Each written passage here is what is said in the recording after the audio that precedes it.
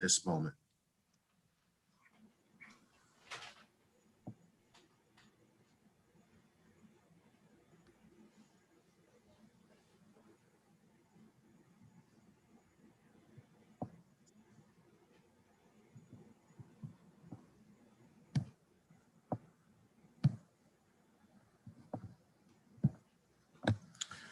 Just want to say good morning, everyone. I'm Corey McCray, Senator for the 45th Legislative District, Chairman of the Baltimore City Senate Delegation, and I would like to call this meeting, this hearing to order at 9:02 a.m. I'm going to put it on gallery view. Before we get started, like every week, I just like to recognize my colleagues that are on this call. I'm going to start in numerical order. First with Senator Jill Carter, representing the 41st Legislative District. Second with Senator Sidnor, representing the 44th District. And last but not least, I will not get to say this many more times after the day, but Senator Bill Ferguson, who likes to go as the senator from the 46th Legislative District. We will be joined momentarily by Senator Antonio Hayes and Senator Mary Washington. March 22nd marked a crossover where bills passed by the Maryland House of Delegates came over to the Maryland State Senate. We will be voting on a number of bills this week, 4 of which we heard last week and others which have a Senate cross-file. But before we proceed to voting, I would like to acknowledge that we are joined by Ms. Sarah Matthews, who has been a community champion in our city. Ms. Matthews and her vaccine empowerment team organized the COVID-19 vaccination clinic in West Baltimore on March 13th. And at this clinic, over 2,000 people were vaccinated. At a time when there has been a disparity in COVID vaccinations in the city, I think that we all commend Ms. Matthews for leading the charge to get our seniors vaccinated.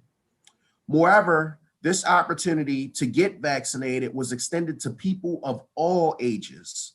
Ms. Matthews, who took matters into her own hands, arranging this event in 3 days, said, and I quote, "It's wonderful to see and prove my point that people, especially African-American older adults, are not hesitant. They want the vaccine. We are delighted that Ms. Matthews, that you made this point and stood up for our communities to ensure that as many people as possible are vaccinated. So much so that Baltimore City Senate delegation had a point of its own, and it is recognizing you this morning. We would like to recognize you, Ms. Matthews, with a Senate resolution that reads, in recognition of your servant leadership to the city of Baltimore, thank you for your hard work in planning the March 13th COVID-19 vaccine clinic in West Baltimore. We honor your dedication to our city seniors and communities and just wanted to say congratulations. Cody, I just made you a host, and I know that we have a hard copy, and we have hard copy that we're going to be getting to you, Ms. Matthews, and we also have an electronic copy if you wanted to just share the screen, Cody. But I see, Ms. Matthews, that there are a number of senators with their hands raised. I just want to start off with Senator Mary L. Washington. Hi, Chairman. Hi, colleagues. What can I say, Ms. Matthews? You are an example. I mean, I'm not often one that sort of holds up, heroes or over represents what people do, but we could not begin to enumerate all the ways in which you are a dedicated public servant, a role model, and also just an example of how to just continue to live life for many, many years with joy and dedication. You've definitely helped show me how I hope I am, in the years to come. Thank you so much, friend. And this is just a small thing. And thank you, Chairman, for doing this citation. Thank you. Thank you. Thank you. Senator Ferguson, did you have your hand up? Those were just the clapping hands. Just want to say thank you, Ms. Matthews. We so appreciate your leadership. Thank you, Senator.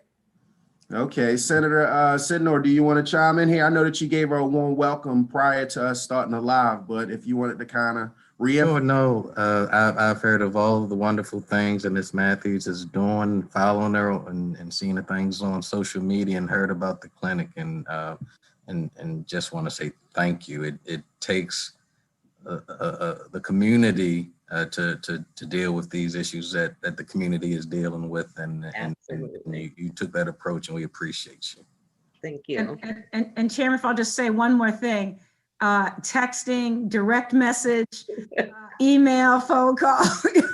She uses multiple platforms to make sure that we know what seniors need and what community members need. So I just had to add that to the accolades. I'm with you. I get the text message, the calls also.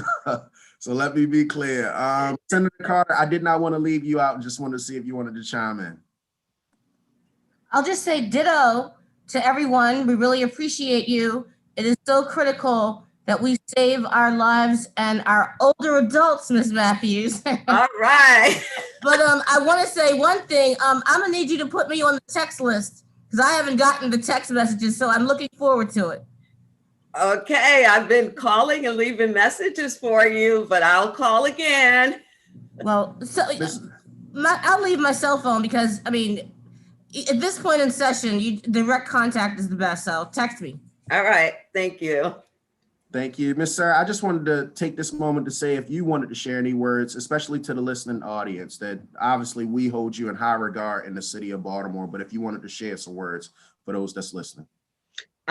Yes, thank you. Thank you all so very much. I'm absolutely ecstatic to be here and for my work in the community to be acknowledged by such a distinguished group of legislators is an absolute honor, and I am most appreciative.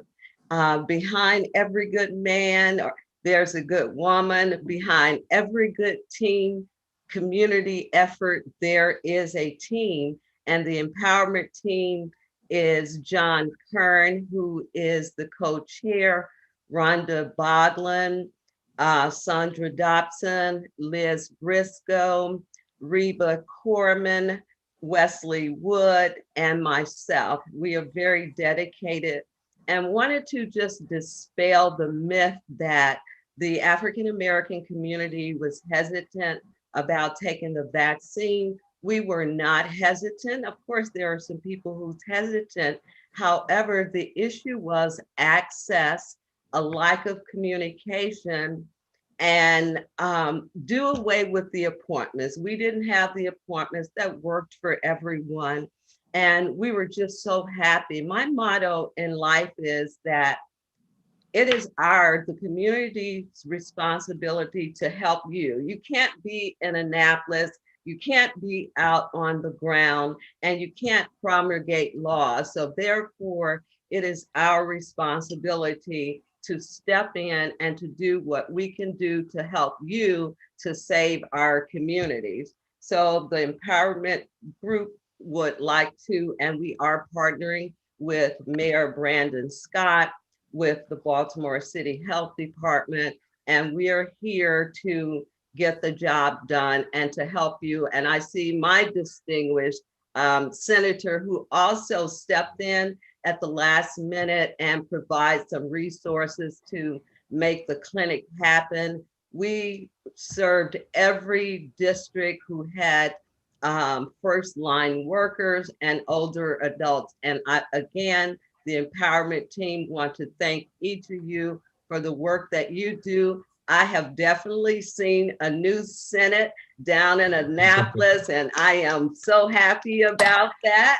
And we see that in the community. So thank you for your work as well. Thank you, Ms. Matthews. Now, he decided to join us and bless us with his presence. So Senator Hayes, everyone said something. I just want to make sure that we do not leave you out.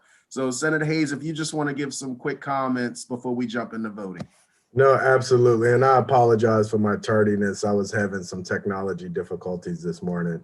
But I just want to say thank you, Sarah, for inviting me and giving me an opportunity to be helpful in some of the efforts that you all did on that Saturday.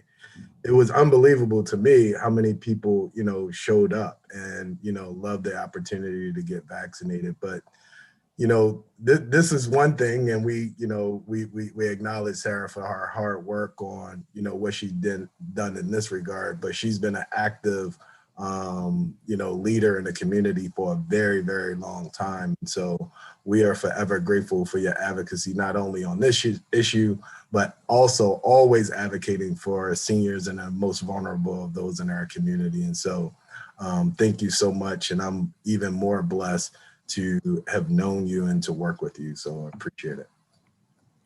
You're welcome. Thank you. Thank you. So I think just in this moment, just like to close out, Ms. Sarah, I think that everyone said it very nicely, but just closing out saying thank you, thank you, thank you. Thank you for your leadership for the city of Baltimore. Thank you for your leadership for the state of Maryland. Thank you for your leadership for our seniors. And just thank you, just in general for the work that you do. And I think that Senator Washington said it the best. You are a model for us all in reference to public service and what it should look like. So thank you again. Thank you. Thank you all. Colleagues, at this moment, we're going to move on to voting. We have a very robust voting list. I'm going to try to move through some of the bills that are a little bit easier. That way I can help Lisa, help myself, and help our colleagues just move through this pretty quick. So I'm going to hold 226 and deal with that one a little bit later. I'm going to start with 256, which is a local liquor bill for the 41st Legislative District by Senator Carter. It has already been passed. The cross-file was Senate Bill 396. Senator Carter, before there's a motion put forward, just wanted to see if you wanted to comment on this. Well, it's just, we've heard it before. It's a bill by the community. So I just ask that we vote out, move favorable. Thank you. Second. Bill has been motioned and seconded. Motion by Senator Carter, second by Senator Ferguson. All those in favor? Aye. Opposed? House Bill 256 passes. We're going to move to House Bill 506. The cross-file for this was Senate Bill 472. Senator Washington, just wanted to see if you wanted to comment prior to us passing this local redistricting legislative district plan reference bill. You're on mute, Senator Washington. It's in the same posture if we pass unanimously, so a motion to move favorable. Second. Bill has been motioned by Senator Washington, second by Senator Ferguson. All those in favor of House Bill 506? Aye. Aye. Opposed? House Bill 506 passes. We're going to move on to House Bill 572, which is a local 46 district bill by the senator from the 46th district, Senator Bill Ferguson. Would you like to comment? It's same bill with the amendments that we had adopted. Move the bill favorably. Second. The bill has been motioned by Senator Ferguson and seconded by Senator Hayes. All those in favor of House Bill 572? Aye. Aye. Aye. Opposed? House Bill 572 passes. We're going to move on to House Bill 868. This is a 45th district bill, which is in the same posture as Senate Bill 547. Is there a motion? Move favorable. Second. Second. Bill's been motioned by Senator Ferguson, second by Senator Washington. All those in favor of House Bill 868? Aye. Aye. Opposed? House Bill 868 passes. We're going to move on. We're going to hold House Bill 967. We're going to move to, I believe that this was heard last week, colleagues, but I did not get any amendments on this bill. I'm going to read the title very slowly so that folks know what this bill is. Again, House Bill 1219, Baltimore City tax sales notices. This is one of the bills that we heard last week, once again, by Delegate Frank Conaway. This had no fiscal note. Lisa, if you would just like to take a moment to say what this bill does very briefly. 1219. 1219, it would require notices for a tax sale to be sent via first-class certified mail. Move favorable. Second. House Bill 1219 has Mr. Chairman, looks favorable, like. yep, by Senator Hayes and second by Senator Ferguson, but there is a question. Yes. Senator Washington. Thank you. Thank you. Thank you, colleagues. I just want to ask the city about this. I did have, remember during the hearing, I asked if we talked to the comptroller and if we had understanding of the fiscal note. I know that there's no fiscal note to the state, but my conversations with the comptroller says that there's, and I just want to check, do we have a number about the fiscal impact? I mean, I believe in notice, but I just would like to know what the, if the, you know, how, is there a fiscal impact for certified mail? Thank you, Senator Washington. I did reach out to finance and with a number of the questions that were raised at last week's meeting. So they did confirm that this does go through the comptroller's office and that it was their understanding that the cost for the certified mail would be added to the tax sale process and not be borne by the city. Okay. So the tax added to the tax sale process, would that then be the person who is subject to having their home sold for tax sale foreclosure as an additional fee on that person? Or assessed to the purchaser of the fee? I'm not specifically sure if that's the purchaser of the fee or the person that is subject to the tax sale. So that I could find additional clarifying information on. Yeah. But the understanding from our finance department would be that it wouldn't be borne by the city. Yeah, Chairman, again, I'm not saying that this is bad, but again, I unfortunately, I didn't get to the comptroller until yesterday. So he did look at both of the bills. And so I'll be able to speak more favorably on the second one. But if there's a way to hold this to really clarify, this is already a predatory process by selling individuals' homes at tax sale. And I would not want to have an additional fee or expenses imposed on the people who's being subject to tax sale. So if we could just clarify who is actually paying for that. Additionally, colleagues, it sounds like there's an opportunity potentially to clarify and amend the comptroller's role in both of these processes. It was his assumption that it was very clear that it's his office, but he does believe that there's an opportunity for the state to help clarify and that we could amend these bills to further clarify and make it a better process. So I don't want to lose the opportunity, particularly for the second one, but I think if we held it, we could really do some good, at least with one of them. Thank you, Senator Washington. But I see that there are a number of questions that have arisen. So we're going to get to the questions, but we're going to ask Senator Hayes at the end of the questions whether he would like to rescind his motion. But I'm going to go to Senator Carter, and then I'm going to go to Senator Ferguson. Senator Carter. Thank you, Mr. Chair. I just wanted to say that Senator Washington raises a good question. I hope that we would hold this. And my question for Natasha is, even if the cost is not overtly or directly sent to the tax sale, the person that will be losing the home, the person, what do you call it? The redemptee, I want to say. We know that if it is a cost there, it's going to ultimately be funneled. On the purchaser is going to then funnel that cost to the person that seeks to redeem. And so I'd be interested in something that would clarify that it doesn't go to that person. So when you find out, please, I want us to consider that even if it goes to the purchaser, that we would be able to consider having some way that it's not, once again, as Senator Washington implied, tacked on to the redemptee. Okay. I will get that clarified. Thank you, Senator Carter. Senator Ferguson. Thank you, Mr. Chairman. So look, I don't want to not hold, but I do want to just, I thought about this one last week. The issue that I think that the delegate pointed out that I hadn't thought about before is that for tax sale, that's not the foreclosure notice.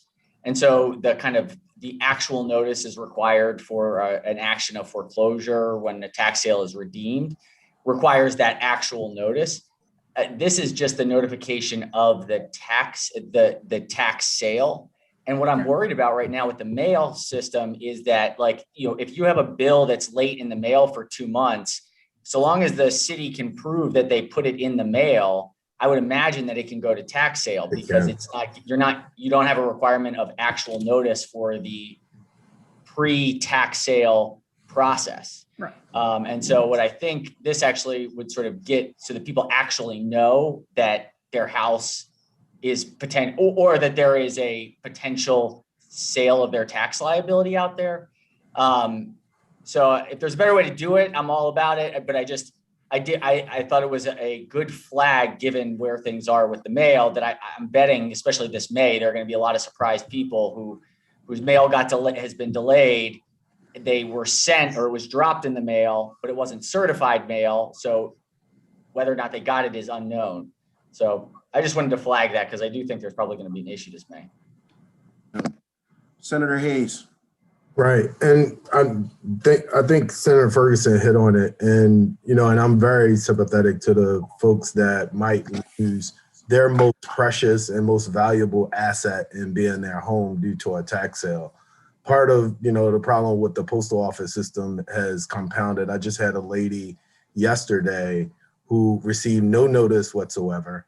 And her landlord actually sold the property to someone else. She received no notice, and now they've given her a notice to leave her house by April the 14th, which is, in very short order.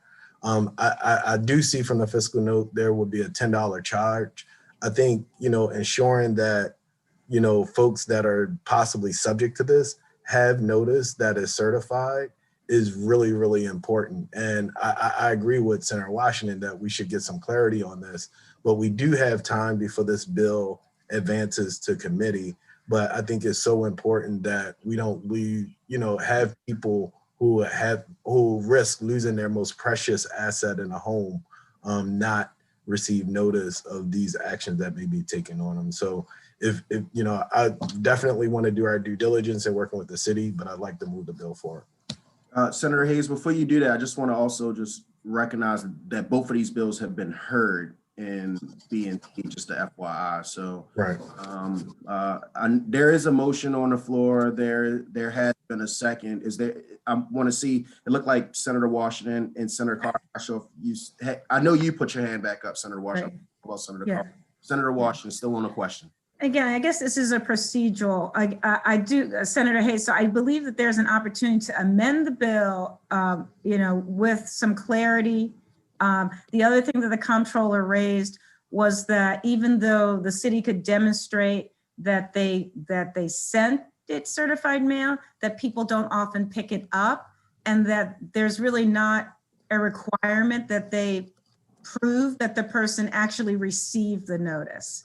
And so he does think that there could be some language in there that's more that's very clear. So again, both to Senator Ferguson's point and to your point, the city can demonstrate that they sent it, but there's really no check.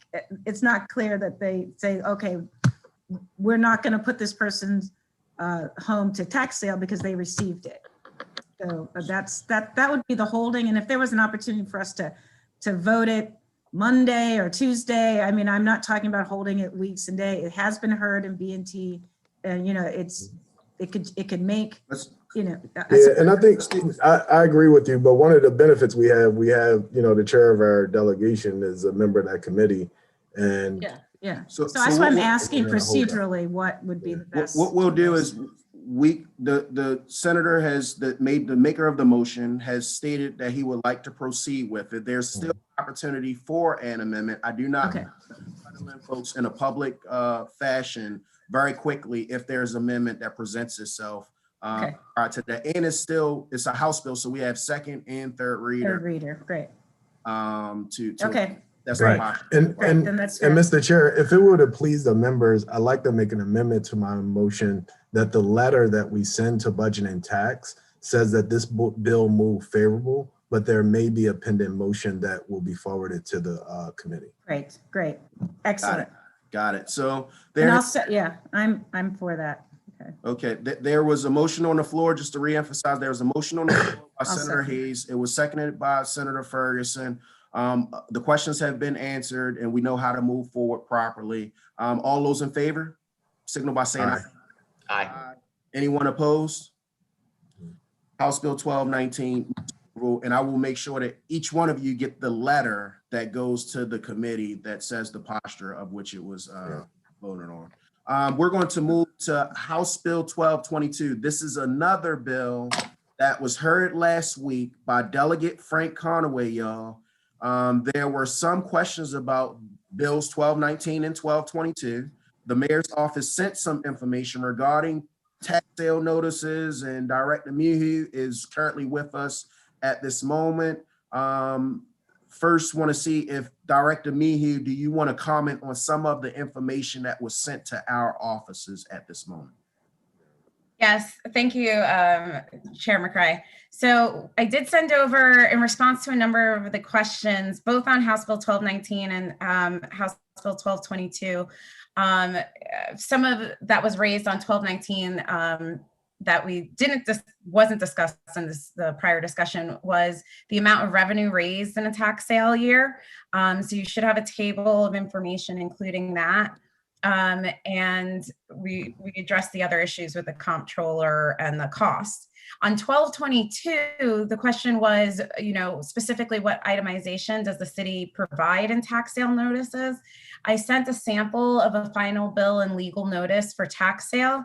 According to our finance department, the bills are, that notice is itemized, and the charges listed do depend on the outstanding liens by each taxpayer. So we were only able to send over a sample because it depends on the individual taxpayer, but we are fully capable of itemizing our liens.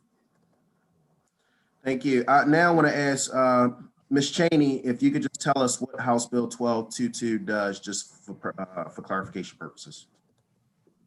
House Bill 1222 would require the tax sale notice to include an itemized list of the source and amount of each tax due. Thank you. I see that there are two colleagues with their hands up. I'm going to recognize Senator Hayes, then I'm going to Senator Washington. I apologize. That was late. All right, I'm gonna make sure I start taking these hands down. Senator Yeah, Washington. thank you. Appreciate that. Thank you, colleagues. And again, so this was a good conversation with the comptroller about this, and he's verified, yes, that this would be he'd appreciate this clarification. Could we also, since now we have this procedure that there could be an amendment, he'd like an opportunity to add some things to further clarify it as well. And these would be coming out of, he had a transition report that I don't know, I know a little bit about. And there were some features, there were some things that, in retrospect, we should have used this vehicle, to address. So we'd like an opportunity to do that as well. So I'm willing to move it favorably with the idea that there'll be some amendments sent to the committee. Yep, and got it.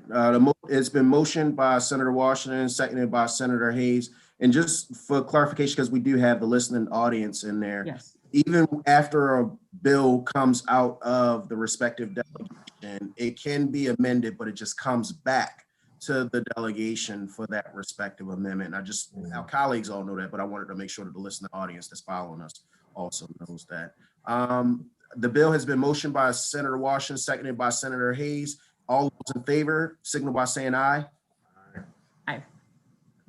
All those opposed, signal by saying nay. Seeing none opposed, House Bill 1222 passes, and we will once again make sure that everyone gets a copy of the letter that goes to B&T on this respective issue. We're going to move to House Bill 1288. Senator Hayes, this is 40th District's local liquor bill in the same posture as Senate Bill 755. I want to give you the moment to comment if you would like to. Absolutely. This bill, I'm not sure if it's in the same posture, probably not. So we started off, and this bill was sponsored by Delegate Ampry on the House side. And so there were amendments added to the bill to narrow the scope. Originally it was district wide, but essentially what this bill does is limit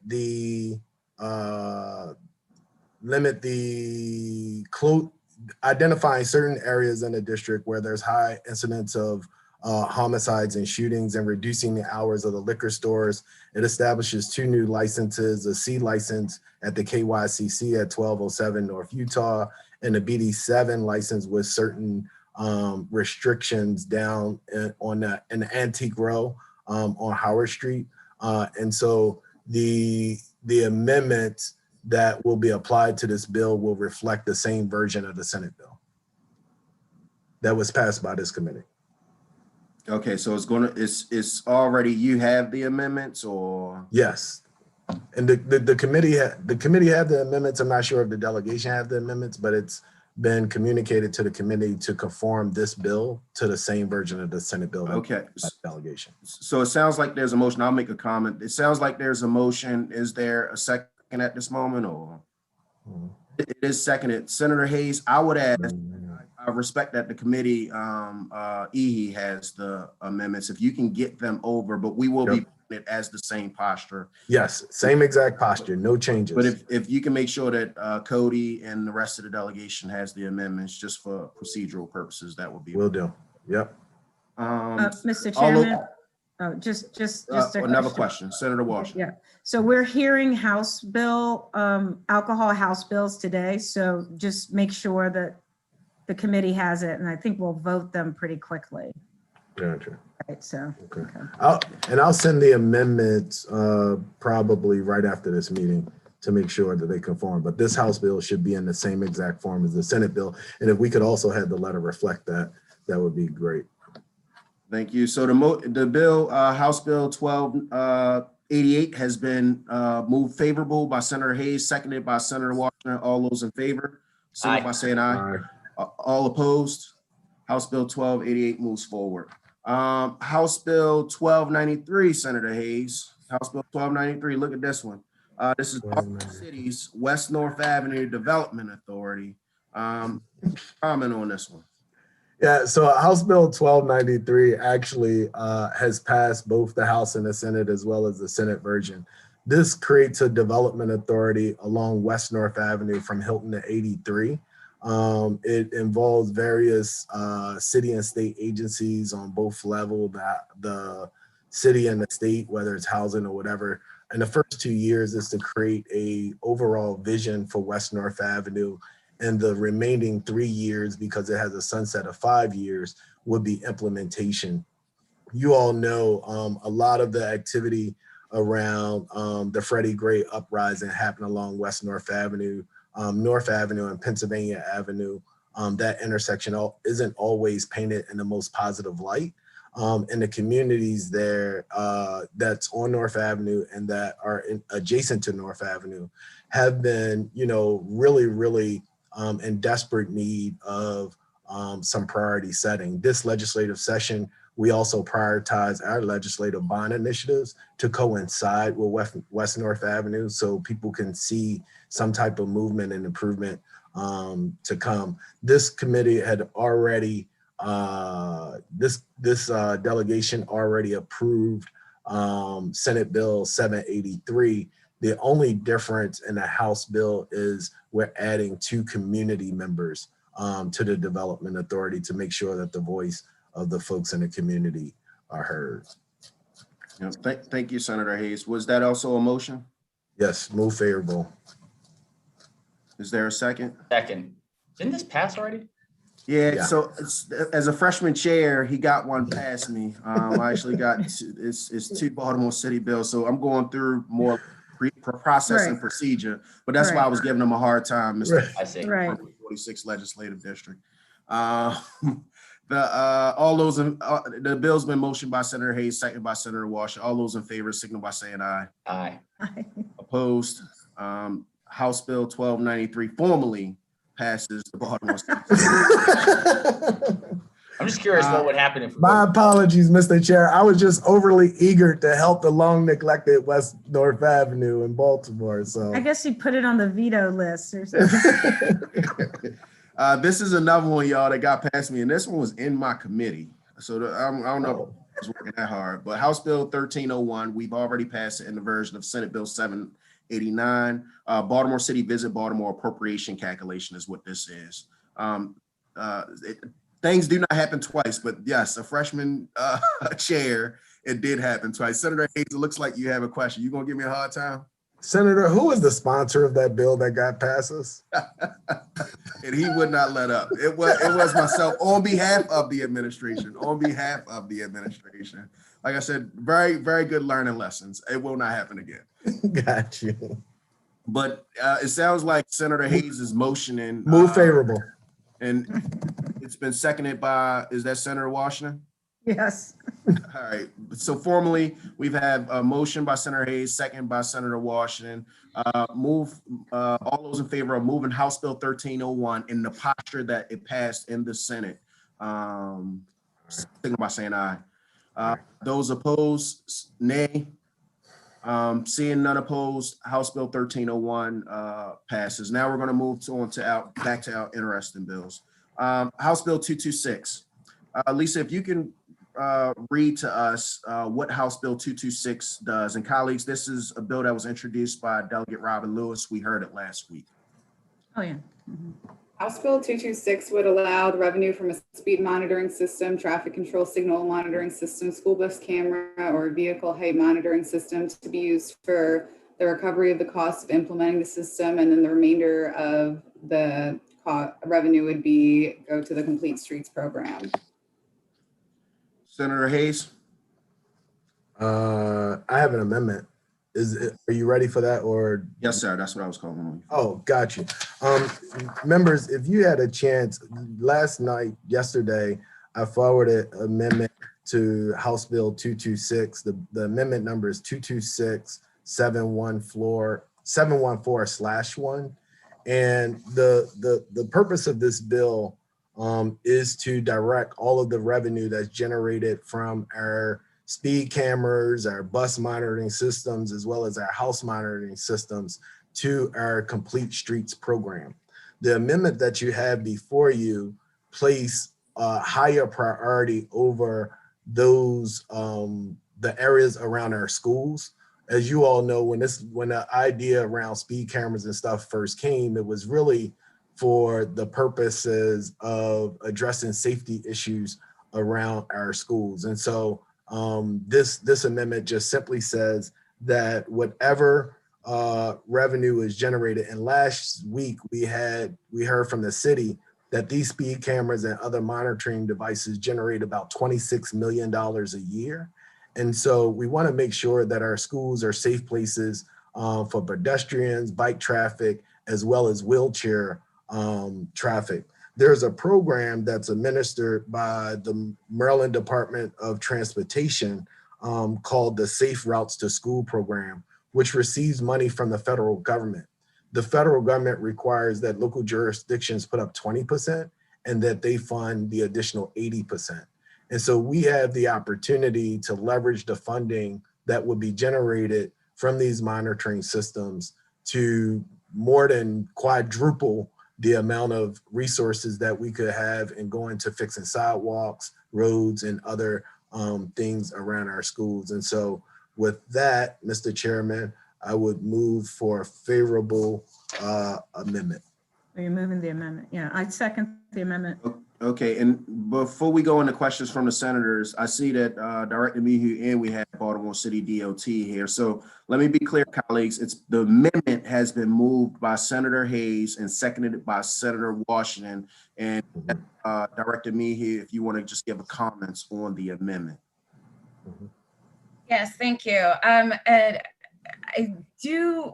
would like to see the specific amendment language. I think that there was a little mix-up where we had.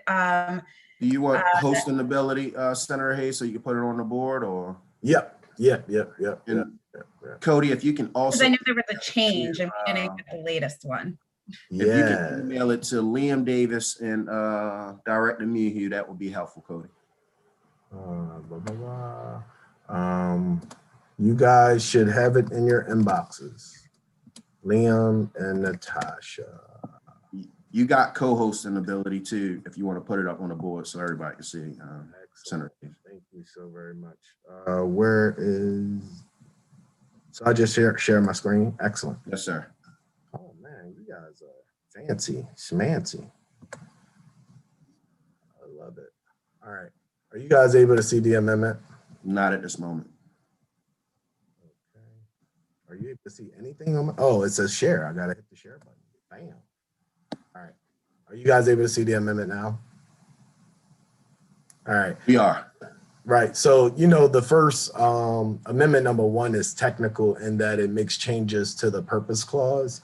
Amendment number 2 goes down to page 3 of the bill in line 21, and it strikes the word spend and put use in the same line. It strikes solely on. So what it would read is, wait a minute, I got the bill here. It would read that after paying for the administration, the implementation of the monitoring systems, the money will be used for the following purposes in order of priority: infrastructure and non-infrastructure activities eligible for funding under the State Highway Administration Safe Routes to Schools program, as jointly agreed upon by the Baltimore City Public School System and the Baltimore City Department of Transportation. And then it goes on to retain the same language that was spelled out far as complete streets. And so this would just put priority far as the Safe Routes to School program. Senator Ferguson, then I want to come back to the administration. You can stop sharing at this moment. I think. No, can you keep it up? Can you keep it up? Okay. Oh, sorry. Senator Ferguson, then we'll go back to the administration. So I'm trying to pull up the bill too. I'm sorry. My brain is not clicking this morning. Is it prioritized as is now, or is it eligible uses in the list? Say that a different way out. Sorry. Yeah. The way that the bill is drafted, the list of things that it can be used on right now, is it prioritized in that order, or is it just each one is eligible equally? Oh, no. So right now, the bill as drafted, that was submitted to us, it says that whatever money from the monitoring systems would go solely to complete streets. And that's why this amendment strikes the word solely, and it says to use. Oh, I see. There's Right. not multiple eligibilities. Right. This is adding categories. First, Absolutely. safe to school, then safe complete streets. Right. And if you look at what safe routes to school is, it's pretty much The same thing. It's the same thing, That's what I was but wondering it prioritizes schools. Yeah, it prioritizes schools. It's the same exact thing as complete streets. It just prioritizes school, and it would qualify us for additional funding to tap on, to pile on top of it. And is it okay. It's state highway safe routes? Yep. That's the official program. Yes. Okay. And if it's helpful, if I could go over some of what eligible expenses are as it relates to the safe routes to schools. So some of the eligible infrastructure projects include sidewalk improvements, traffic calming and speed reduction improvements, pedestrian and bicycle crossing improvements, on-street bicycle facilities, off-street bicycle and pedestrian facilities, secure bicycle parking facilities, and traffic diversion improvements in the vicinity of the schools. I'm going to go to. Mr. Chairman, just as a quick, I like this. I just don't fully know the impacts. Is my only. I think it sounds right, but I just am not fully. Yeah. Okay, I'll pause there. Sorry. Nope. Yeah, let's just get a couple questions to flush it out, Senator. He may say he wants to rescind the amendment, pass the bill, and then if we flush it out, that'd be there. I did look up the committee of jurisdiction. It looks like it's in JPR. So I'm going to reach after I go from Director Mehieu to Senator Washington. I'm then going to ask Senator Sidnor or Carter, has this been heard as of yet? But go to Director Mehieu. Thank you, Chairman. I share the same. We believe this is friendly in nature, but also just share the same concerns that we haven't been able to have a chance to just review the language and bring it back to finance just to make sure that we understand what the impacts of the changes are overall. And so we'd just like some time to do that and know that there was just a little bit of a mix up, and the language we were sent last night was different from this language. But again, believe it's friendly, just want to do our due diligence to make sure that we understand how this amendment changes the impacts on our end. No, absolutely. And that's fair. I will tell you that I did, what I didn't say was I did talk to the sponsor, and she's very amenable to it and happy that it actually improves the bill. But I understand, but I've done extensive research, and I don't think that we'll get anything different from finance. It's very clear on what is eligible for this use. But I think, as we establish these monitoring programs with the idea that it would help improve safety around our schools, that's why the original legislation only restricted to some of these cameras being located within a certain distance from schools, that we should definitely prioritize. And also another clarity that I should probably mention, that it's our K through 8 schools that would be prioritized. And so we have 72 K through 8 schools in the city of Baltimore. Thank you. And agree, the sponsor did share with us a heads up that language would be coming, that she thought would be beneficial to the bill. Senator Hayes, did you have an interlineated? I know we talked about it last night. No, I didn't request an interlineated version. I have it pulled up if anyone needs to see it. That would be Let helpful. me stop sharing my screen so we can see yours. Yep, that was question. I'm going to go to Senator Washington. Yeah, I just wanted to say I seconded for the purposes of discussion, but I definitely, want to make sure that the language is tight enough. It is important enough that we want to make sure we got it actually right, and we're not implying something that we don't mean. So that's all I want. That's what I wanted to clarify that. I got you. Lisa, if you wanted to just go into it a little bit more, I see where it says shall and then scratch and spin and then use and the remaining. I think that Senator Ferguson had a question in reference to the prioritization and what does that look like? Mm-hmm. Yes, the striking spend was just a grammatical thing because that sounded a bit awkward when it was turned around. And so, instead of just being for the complete streets, it would say spend the money. Well, first it's on the recovery of the cost of the system, and then safe routes to school, and then whatever is left over from that would be for complete streets. Got it. So if you could email it to us, Lisa, that will be helpful. I think that there are two things on the table at this moment, and just want to see. The administration has asked that we at least hold this amendment to purposes of running it through the finance department to get a better understanding. So the question is, do we hold the bill? Do we hold the bill as is without the amendment and then look to put the amendment on? What's the posture of the body is the question that I have for folks. I guess I have a question for us as legislators. Do anyone have objections that we should be prioritizing the same improvements that this bill called for around complete streets to our schools, to our young kids? Is there any objections to prioritizing our schools?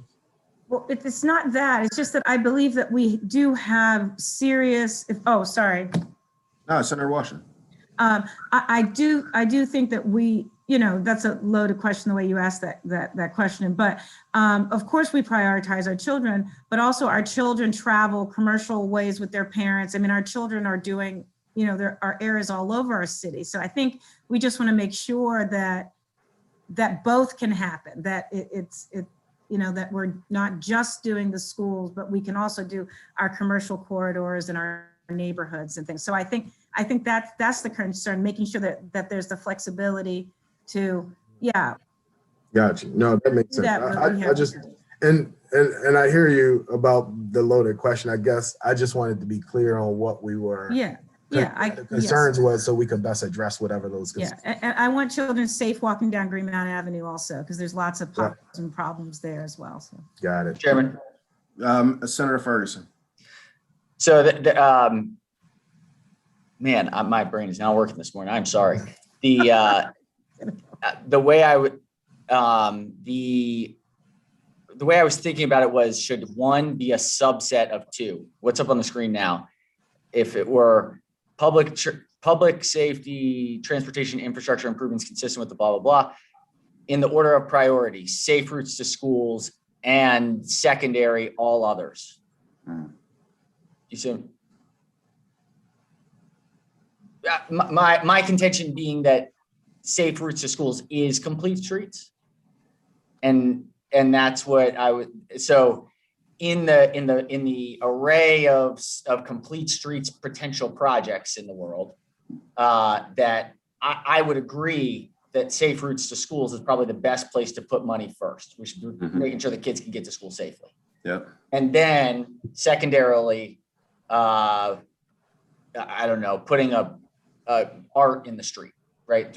First, schools, get the schools done, get the safe walks to school. Secondary, street mural. So it's a matter of how it's functioning, because I just don't know what triggered me was the state highway, and putting SHA there. That and maybe that's just the name of the program. And Yes. So that's what sort of got me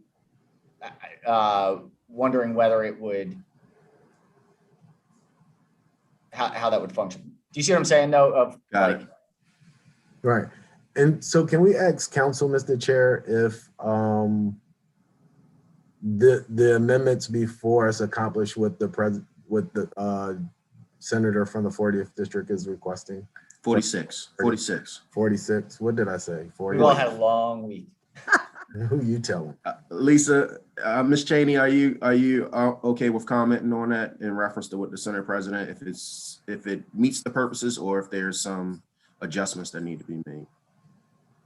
If you were to just remove the second part of the funding, you were to just say to complete streets, or I mean, sorry, safe routes to school should be prioritized, and that's that. Well, no, I think it would be a subset. It would be, so right now it's added 1 and 2. But instead, if it didn't do that, if the part that's the infrastructure and non-infrastructure eligible for safe routes to schools were the first priority of projects in safe streets, I mean, in complete streets, and then all other projects. I think that should be fine. Convincing. So I got you. It sounds Chairman- like we do need to kind of get a quick work group, maybe a day or two, just to get Yeah, just the make this direction work. that we want to go in. Director Mehy, do you want to just hold the bill? Yeah, we can hold it.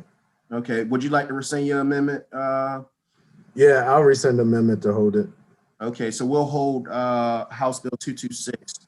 And what we'll do, colleagues, we may try to get together sometime in the middle of the week because of where we're at with 10 days left in session, accommodate the fast passage if there is opportunity for House Bill 226.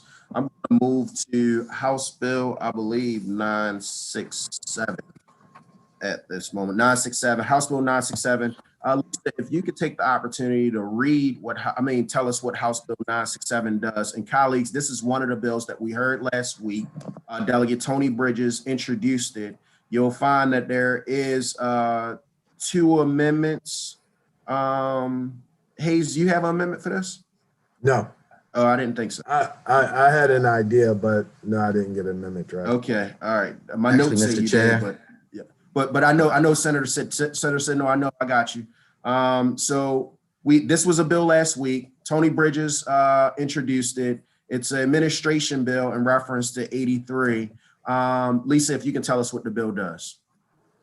So this bill would allow, as it's currently drafted without the amendments, it would allow no more than 2 speed cameras on Interstate Highway 83 in Baltimore City. There would have to be a sign displaying real-time speed at any of the speed monitoring systems.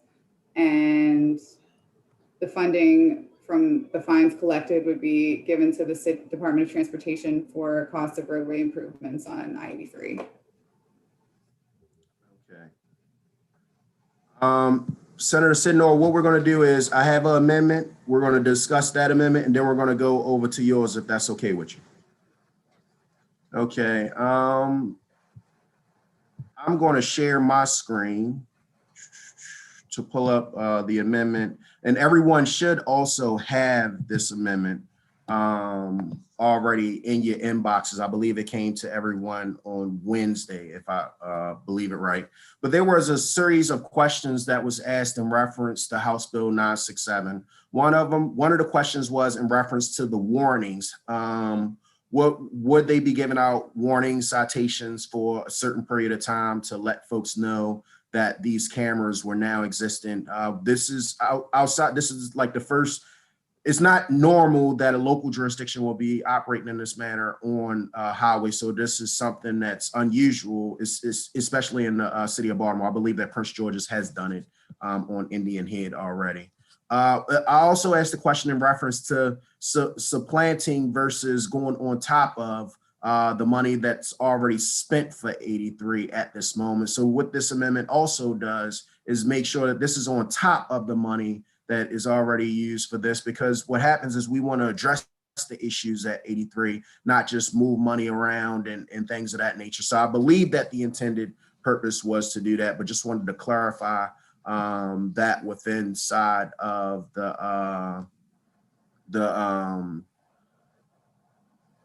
inside of the amendment is what I'm trying to say. So it has two purposes in reference to the warning and also just making sure that it doesn't supplant the money that already exists. Is there any questions on, and I'm going to read the amendment. I move the amendment. Motion, is there a second? Second.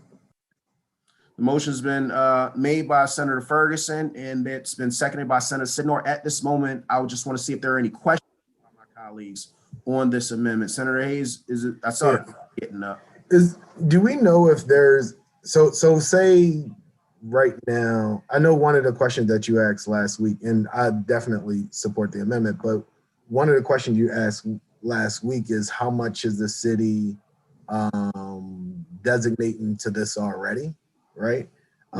So what if they decide to supplant it versus supplement it? What is the ramifications of that? I guess that the city probably would better know. So I'll jump in on that. Mr. Davis. Yeah, so we talked to our transportation engineering and construction team, and there really just hasn't been any significant capital investment into the interstate in recent years. What I brought up last year was some restriping work. It was a $200,000 contract. There is general maintenance that's on the highway. So I think if there's anything that the supplanting language does and preventing us from shifting money that's already going there, it essentially prevents us from shifting that general maintenance money out of there.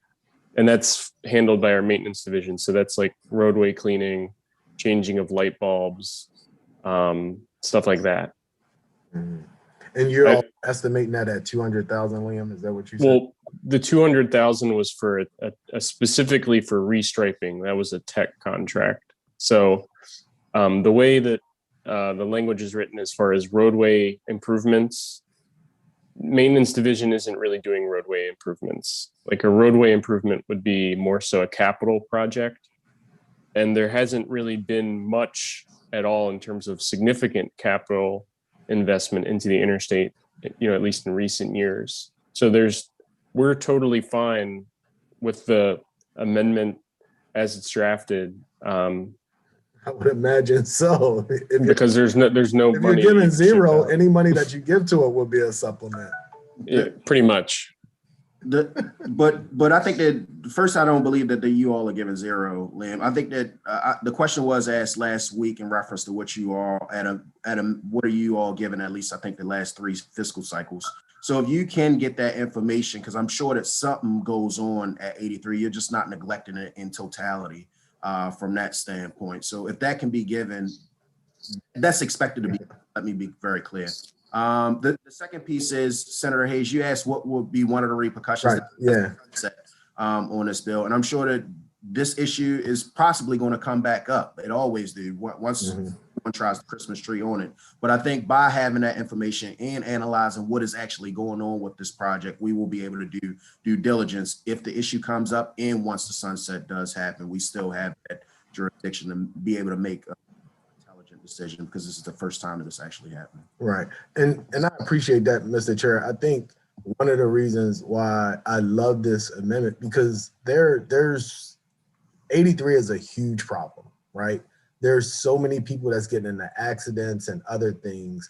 I would, if there was that we knew of money that was already going to road improvements, I think the amendment would definitely put us in a better posture and position to make sure that this money amplify whatever we're doing there to make those improvements. And I just don't, I want to make sure that the city lives up to their end of the bargain and making sure that they're making the improvements that we need to be made. But We all do.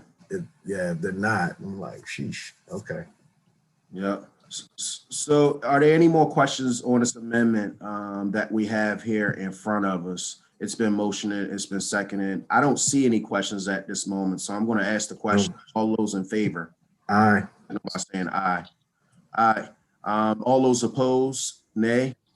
Seeing none opposed, amendment number 126718/1 passes. Now, Senator Sidnor in front of us also has an amendment. Senator Sidnor, what we're going to do is I'm going to make you a co-host so you can share your amendment. Then once you get done sharing your amendment and explaining your amendment, I am going to ask the administration to comment.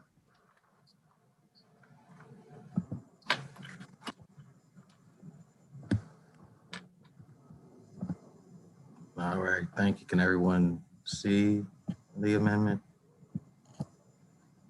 Yes, sir. All right, so this amendment attempts to put the bill in the posture that the bill was introduced last year. It was my understanding when the city had asked for sponsorship of the legislation that there was one specific spot on I-83 and therefore the need for one camera. In fact, in discussions, it was supposed to be one immovable camera, but I don't, at least that was my understanding, but that never made it into last year's bill, and I see it's not in this year's bill. So it's that simple, rather than just having two systems that are able to move up and down I-83. I wanted to make a point that it was actually going to be one camera at the spot that we keep hearing about, which was near the Pepsi sign on I-83.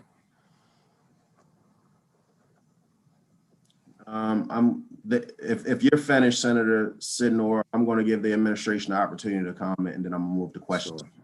Finish. A lot of senators. Yes, sir. Director Mejia, you want to comment, or you want to move directly to Mr. Davis? Thank you, Chair. I'll comment and then allow Mr. Davis to add to my comments.